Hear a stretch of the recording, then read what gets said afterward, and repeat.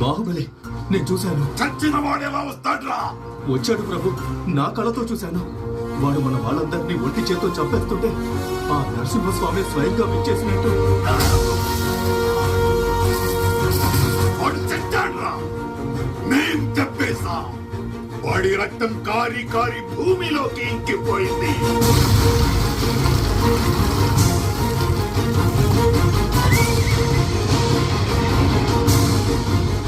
వాడి శరీరం మంటల్లో కాలి కాలి బూడిదైపోయింది.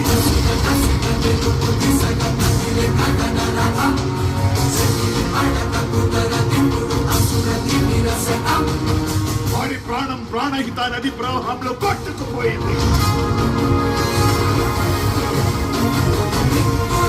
శ్వాసగా